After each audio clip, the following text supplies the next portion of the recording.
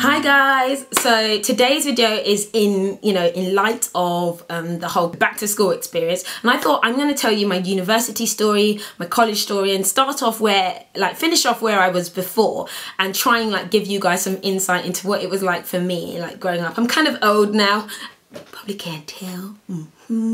But yeah, I want to go ahead and tell you the story. If you guys want to hear my uni story, then let me know, but I'm going to just tell my college story for now, but leave a comment below if you want to hear university one. So let's talk about college, and I'm going to try and break it down from first job, guys, grades, and how I decided moving on and stuff like that. So college is where you go between the ages of 16 and 18 after you've been in secondary school. I don't really know what that breaks down if you're stateside or elsewhere, but 16 to 18 you go there. And this is kind of like big school, so you already feel like I'm at college now, I'm at college. But the thing is that my mum didn't let me actually go to college. I actually went to sixth form. So sixth form is actually an extension of the school where people go to where they're 11 to 16, and they have sixth form on top of that, because my mum was like, Patricia, you're just too wild to go to college. I think it was the best decision made for me, because I ended up going to a fairly good school that had a fairly good sixth form as well. Funnily enough, that school was a rival school to the school that I'd gone on before. So I knew some of the people. I didn't know them, but I'd seen them before, and I used to think, oh, these people are so sneaky. I thought they were so nerdy, because it's quite a it was definitely a nerdy school in my opinion. And and a lot of the guys, he said they used to hate me because they used to see me on the bus. Not hate me, but I was really loud. I've always been really loud and really hi, and I'd sing on the bus and stuff like that. And I can't sing, but me and my friends would have choir practice. Choir practice being Cisco thong song on the bus. So I can imagine us being fairly annoying. So yeah, but the funny thing is that those people I used to see and think, oh, they're so sneaky, they became some of my really, really close friends and stuff like that. So at this point in time, I had got my first job. I think I just started my first job, because I started working when I was 16, and I got a job in House of Fraser working for Coast. So that's where I got my passion for fashion. Not really, because the Coast clothes are granny-ish, and I used to have to leave college because you have to wear their clothing, and their clothing's like prom clothing. So I used to have this long prom skirt that was satin. And I used to leave college, see all the other college people in my maxi skirt. It was just so cringeworthy. But yeah, that was when I had my first job, and that was really amazing.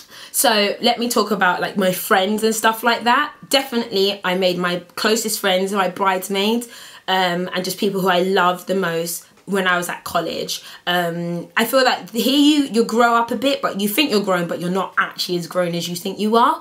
But, in the first year of college, I had the most amazing time. We just had so much fun. It was just jokes. The common room was amazing. It was just social. Everyone got on really, really well. And it's not it's not a bitchy place. Probably because there were boys, but there were no fancier boys at all. So there was never this kind of, oh my God, she likes him.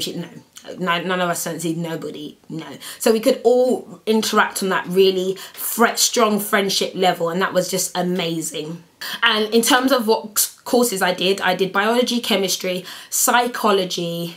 Yeah, those were the AS levels that I did. And I won't lie, I was kind of smart, people. I was kind of smart. There was only one guy who got grades higher than me in biology. Psychology, I was okay. I was here and there. But biology was my course. I absolutely love sciences. I love science, especially biology. I think it's really, really interesting. So I loved it, and I was quite good at it. So let's talk about second year.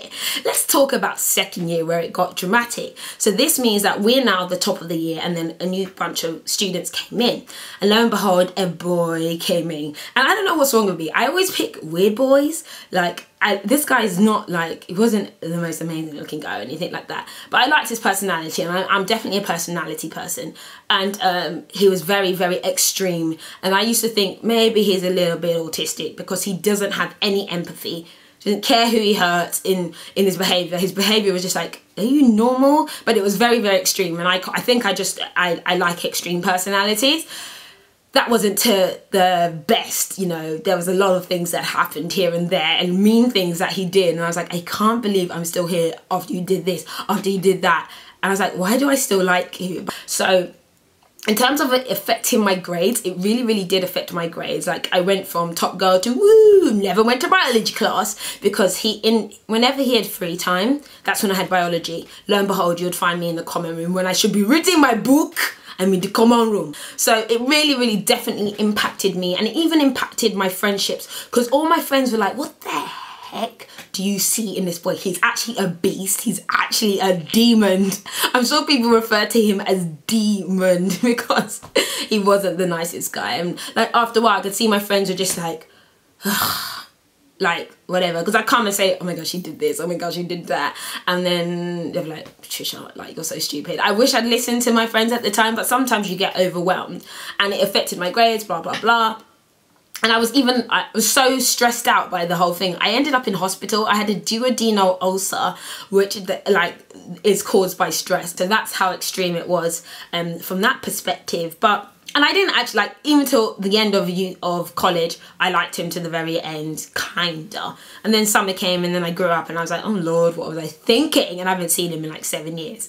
And so in terms of UCAS, now deciding to get on to go to university, all I knew is that my parents had always told me, you must go to university and you must be a lawyer, because I like to talk a lot and I will debate with you. And I was like, I'm going to be a rebel. I like fashion. I'm going to do international fashion marketing. And I didn't really even think, like, I didn't think about career prospects. I just did what I wanted to do. And I know my dad was like, yeah, you're not serious, Patricia. But I was quite rebellious by that point in time. I was like, no, I'm going to do that. But my parents thought, okay, she's going to university, she'll see sense, and everything will be all right.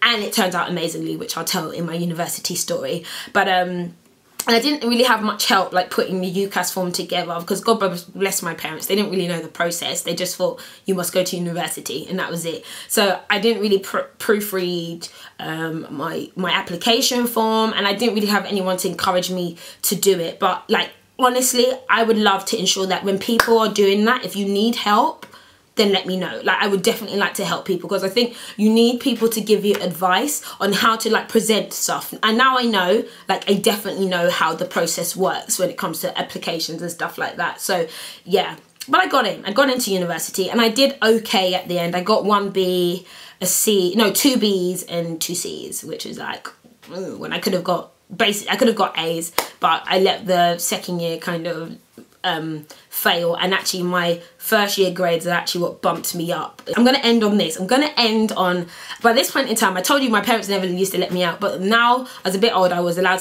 out. So my parents let me have my own house party when I believe it was my 17th birthday party. And by this point in time, we had moved into like a really nice area, a really nice house. Like, it's very, very suburbia, and it's a little bit posh. I have to say, it's a little bit posh, and people were a bit like, oh, new family in the area. Oh yeah, baby, we're here now, we here. So I was like, oh my gosh, I must have a party. And like, I remember me and my best friend like planning this party, like, okay, we're gonna invite this person, blah, blah, blah. And it was in my mum's house, and my parents were not leaving the house with me, they'll be in the house. And I thought to myself, not a lot of people are going to come anyway, because where I live is really, really far. Well, it's not really, really far, but it's in the suburbs, and it's not going to be easy for people to find like where I live or just get here. And I thought, okay, I'm not too worried about people crashing or anything like that. So I like bought 2 outfits. I'm like, white dress, Patricia, white. It's not your wedding day. And then like some black dress with like sequins on the shoulder. And I remember like when my house was getting filled up, I was like really nervous, like, oh my god, people are coming, people are coming. I had like music playing and everything. I felt like I was so cool. But I spent half the time up here with my best friend, like screaming like, ah, is he coming, is he coming, is he coming, is he coming? And so he came, and he came with a bunch of like random people. Oh, loads of random people ended up turning up as well. But everything was cool, everything was cushy. And the funny thing was my parents, and I had told them to, guys, I don't want you to share your faces here, right? So my dad's one of those very simple African men. He's like, okay. He went upstairs, you didn't see him again. My mom is one of those typical African women. She can't help herself but get involved.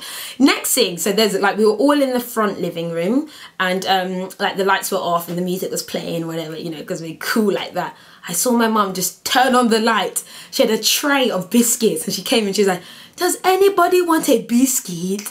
I was like, Mom, this is a party. Nobody wants biscuits at a party. But the funny thing is that everyone was like, oh, give me a biscuit, give me a biscuit. It was so funny. I was like, Mom, please go upstairs. She's like, okay, sorry, yeah. I knew she just wanted to come and see what was going on, just being nosy. But that was hilarious. And then at this point in time, we were kind of girly girls, but we loved like grime music and Dipset. I was really, really into Dipset. My girl was like, I'm having a moment here. Like Jewel, dip, Santana, set.